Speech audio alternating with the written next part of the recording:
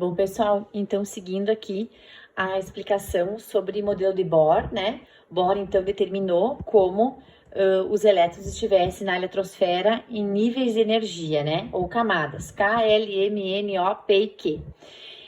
Em seguida, então, se verificou que dentro de cada um desses níveis existiriam subníveis de energia.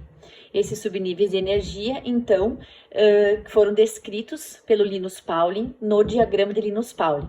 Nesse diagrama, então, os elétrons aparecem dispostos nos subníveis de energia, onde a gente tem, então, em cada subnível, uma quantidade máxima de elétrons, tá? Então, por exemplo, assim, qual que é a descrição para isso, para a gente entender um pouquinho melhor? Se eu tenho ali, por exemplo, o subnível, né? O S seriam os subníveis S, P, D e F. Então, eu tenho no subnível S sempre no máximo 2 elétrons, no P, no máximo 6 elétrons, no D, 10 elétrons e no F, 14 elétrons. Então, assim, ó, se eu tiver descrito assim, ó, 1s2, tá? Essa é uma distribuição eletrônica em subnível, 1s2. O que significa essa distribuição eletrônica, então? Eu tenho 1, que equivale ao nível, tá? O S é o subnível e o 2, ele indica o número de elétrons, tá? Então, de qualquer elemento da tabela periódica, a gente consegue fazer essa distribuição em níveis e subníveis.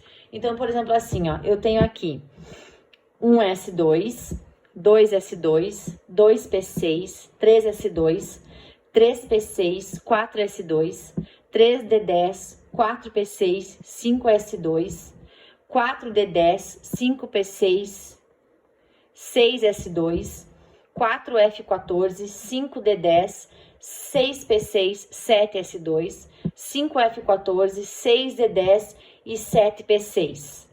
Então, essa distribuição é sempre feita seguindo o diagrama. O diagrama a gente sempre verifica lá do início lá da seta para a ponta dela, ó.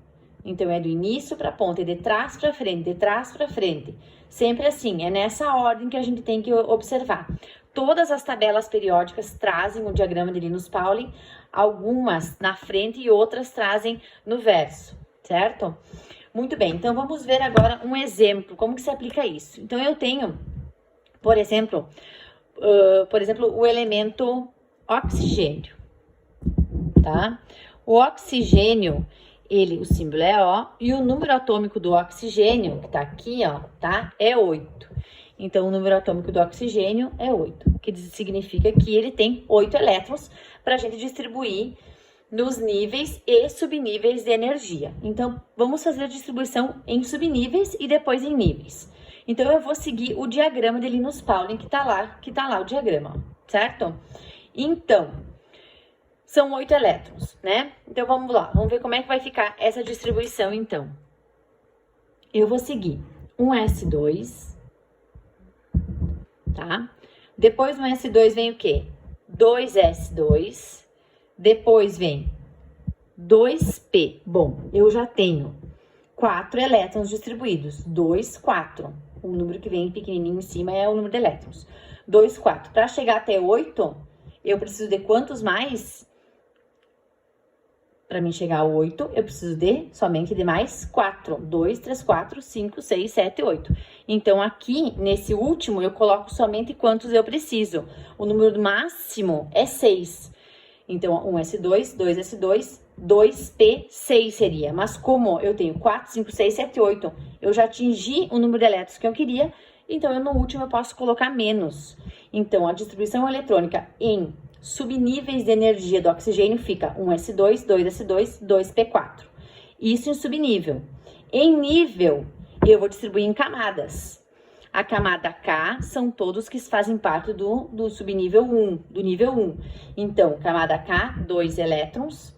Camada L são todos que têm o 2 na frente, 4, 5, 6 elétrons. certo? Distribuição, então, aqui, subníveis. E aqui em nível de energia. Subníveis de energia e níveis de energia.